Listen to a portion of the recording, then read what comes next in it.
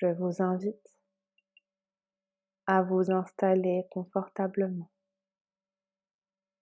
et à fermer les yeux.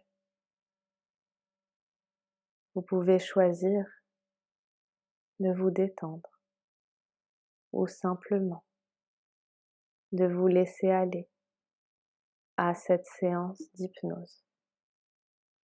En soi, vous pouvez choisir de faire ce qui est le mieux pour que ce moment soit le plus agréable possible pour vous.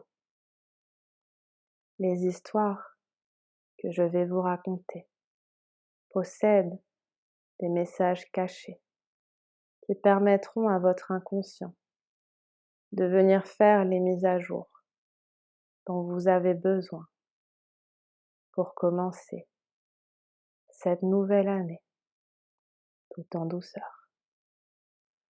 Car je ne sais pas si vous le saviez déjà, mais c'est quand on commence par la douceur pour soi que la douceur pour tous se déploie tout autour de soi.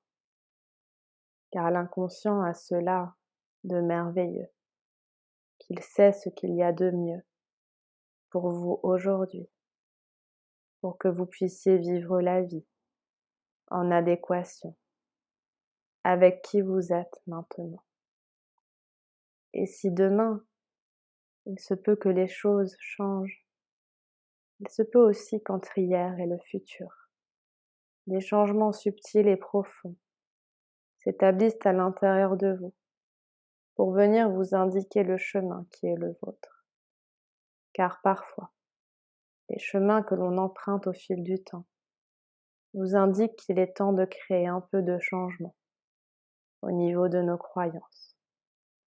D'ailleurs, vous pourriez peut-être vous imaginer qu'une partie de vous est sur un chemin de votre choix, un chemin de pierre, de fleurs, de sable, ou de ce qui vous fait le plus envie, tandis qu'une autre partie de vous est ici. Et à propos de changement, je me souviens que quand j'étais petite, dans ma famille, on me disait parfois que le changement pouvait être plus bénéfique que ce que l'on croit. Alors, si vous décidiez de croire en cette magie de la transformation à travers l'hypnose, vous pourriez être agréablement surpris de cette métamorphose qui commence déjà à partir de maintenant. Alors, pendant les minutes qui suivent, vous pourriez avoir confiance en la magie de cette séance afin de vous accompagner à une transition à la nouvelle année, tout en douceur. Peut-être que cette histoire réussira à vous emmener plus près des étoiles, car notre personnage, Nicolas, est un astronaute, mais pas n'importe quel astronaute. Il était très jeune pour exercer ce métier, un des plus jeunes même du monde entier. Et en plus, il se démarquait par son uniforme de spationaute, il était vert. Oui, vert, comme la couleur de l'herbe des prés en été, du thé chinois ou vert comme des petits pois. Tout le monde n'appréciait pas son choix vestimentaire. Certains de ses collègues trouvaient qu'il exagérait. Pourquoi vouloir se démarquer comme ça? Nicolas, quand il entendait des choses comme ça, aurait pu décider de réagir en les envoyant balader. Mais il avait préféré leur dire que le plus important, c'était qu'il se sentait bien là-dedans. Tout le monde ne comprenait pas sa position, mais il avait préféré installer le dialogue plutôt que de se renfermer ou de se défendre. Il assumait ses choix et était aussi tout à fait disposé à entendre le point de vue des autres. Quand il partait en mission sur la Lune ou ailleurs, il pensait souvent à sa famille. Il s'imaginait qu'il pouvait les voir de tout là-haut et que eux peut-être pouvaient aussi se l'imaginer flotter quelque part très loin, au-dessus de leur tête. car l'imagination a cela de beau, qu'elle peut nous faire rêver les plus beaux rêves et nous faire vivre une vie que l'on aime. D'ailleurs, c'était le rêve de Nicolas depuis qu'il était tout petit, de pouvoir voyager dans l'espace. Même si ses parents avaient un tout autre métier que lui, ils étaient tous les deux comptables. Les chiffres, c'était leur dada, un don qu'ils avaient hérité de leurs familles respectives. Lorsque leur fils découvrit qu'il avait décroché une bourse pour étudier les sciences de l'espace, il s'était fait un tas de films sur la façon dont ses parents allaient pouvoir réagir. Et il avait mis beaucoup de temps à sauter le pas et leur annoncer la nouvelle. Et on aurait pu croire que ses parents auraient pu être déçus qu'ils décident de suivre un autre chemin que le leur. Ils avaient été heureux pour leur fils, tellement qu'ils lui avaient organisé une grande fête pour son départ en études. Et voilà maintenant 10 ans que Nicolas vit de sa passion, qu'il navigue dans l'espace avec légèreté. Et avoir parfois les pieds sur terre et parfois la tête dans les étoiles lui a permis de réaliser à quel point il était reconnaissant de la vie qu'il avait et du chemin qu'il parcourait. En prenant de la hauteur, il se rendait compte qu'il aurait pu être dur avec la vie, mais il avait décidé d'être doux et de lui faire confiance, et de se faire confiance. Et quand il était dans l'espace et qu'il comprenait toutes les possibilités de la vie pour chacun, il se sentait à chaque fois un peu plus en paix. On disait souvent de lui, de Nicolas avec son costume vert, qu'il insufflait l'inspiration et la joie autour de lui, à chaque fois qu'on entendait son histoire. Et parfois, c'est quand on comprend toutes les possibilités que la vie nous offre, qu'on peut s'accorder de vivre avec plus de légèreté. L'histoire que je vais vous raconter à présent vous transportera sûrement à un moment donné, comme si vous naviguiez sur le dos d'un oiseau, comme si, de tout là-haut, vous pouviez voir la vie sous un autre angle, comme si toutes les histoires que vous vous racontiez n'avaient plus d'importance tout en haut. Mais revenons-en à ce que je voulais vous raconter quand j'ai commencé cette histoire. C'est l'histoire d'un homme qui avait appris à broyer du doré. Vous savez, on parle souvent de broyer du noir. Eh bien lui avait décidé de voir les choses autrement.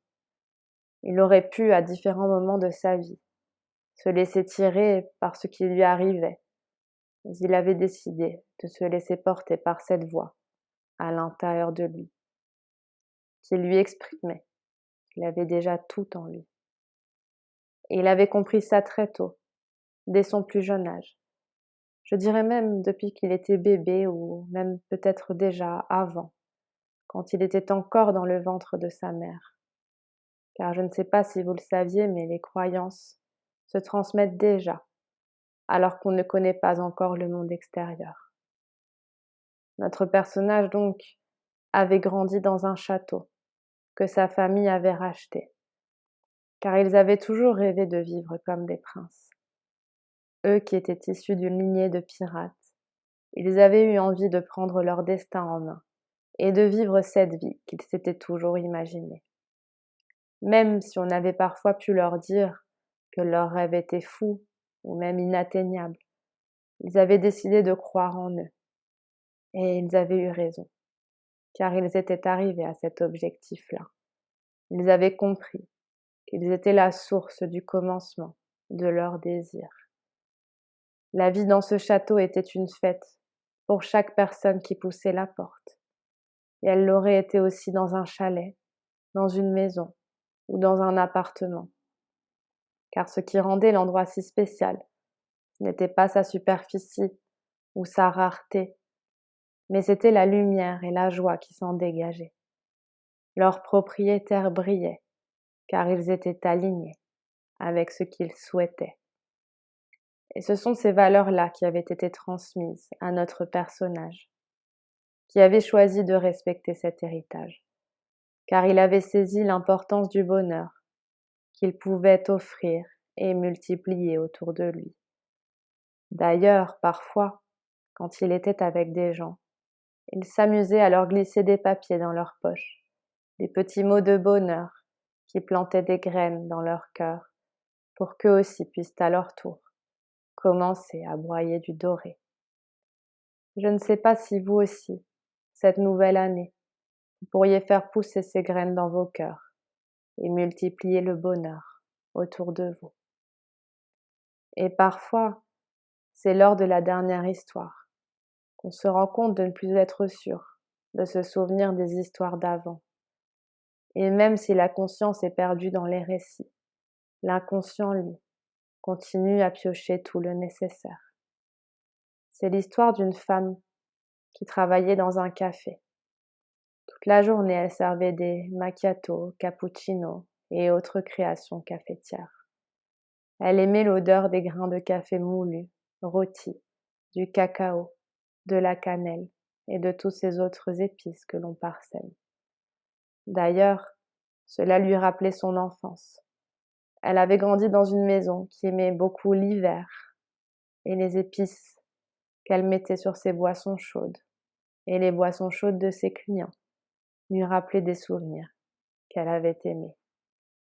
Il y avait une cliente qui venait tous les jours prendre le même café, un espresso bien serré. Ni bonjour, ni merci, ni au revoir. Juste un espresso bien serré. On aurait pu croire que notre serveuse pouvait être frustrée, qu'elle pouvait s'énerver de voir un tel comportement. Mais elle savait que ce genre d'attitude n'avait rien à voir avec sa valeur personnelle, à elle. Elle avait appris à ne plus prendre les choses personnellement, car cela avait déjà créé des problèmes autour d'elle auparavant. Elle avait vu des couples et des amitiés se diviser, car chacun prenait les réflexions des uns et des autres pour soi. Ils avaient oublié que chacun voit la vie à travers son propre filtre, à travers ses propres croyances, que la réalité que l'un vit est différente de celle que l'autre voit. Mais revenons-en à cette cliente et à son espresso serré. Un jour comme un autre, la femme qui travaillait dans ce café décida de lui proposer une nouvelle sélection de grains, qui venait d'une culture rare de Colombie. On aurait pu croire, de ce qu'on savait de cette femme au travers de cette histoire, qu'elle déclinerait immédiatement son offre, mais elle lui répondit au contraire qu'elle l'adorerait. En fait, cela faisait des jours qu'elle avait vu que le menu avait changé, qu'ils avaient de nouvelles recettes, de nouveaux cafés. Mais elle s'était rendue compte de son comportement un jour en rentrant chez elle et n'avait pas osé demander. Elle avait eu peur d'avoir été jugée et de recevoir le même traitement. Ni bonjour, ni au revoir, ni merci.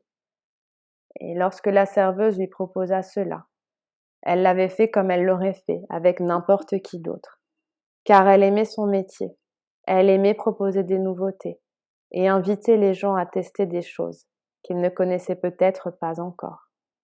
Lorsqu'elle vit les yeux de cette femme s'illuminer quand il lui fait la proposition, cela lui rappela à quel point il était important de laisser des opportunités aux personnes, de se montrer tels qu'ils sont, avec le cœur.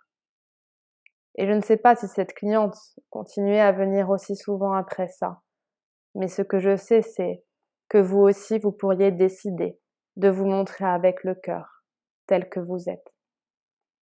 Maintenant, je vous invite à vous imaginer une boîte, de la taille, de la forme et de la couleur que vous souhaitez. Vous ouvrez cette boîte et à l'intérieur, vous trouvez plein de petits papiers. Sur tous ces papiers sont inscrits les choses que vous souhaitez laisser partir. Imaginez près de vous une cheminée dans laquelle vous allez jeter ces papiers. À présent, remplacez-les par ce que vous souhaitez pour cette nouvelle année. Joie, douceur, légèreté, apaisement. Le champ est libre pour mettre ce que vous souhaitez. À partir de maintenant, votre inconscient fait son maximum pour votre bonheur, pour que vous puissiez entamer la nouvelle année tout en douceur. Imaginez-vous, d'ici quelques jours, heureux de constater que cette séance a fonctionné au-delà de vos espérances.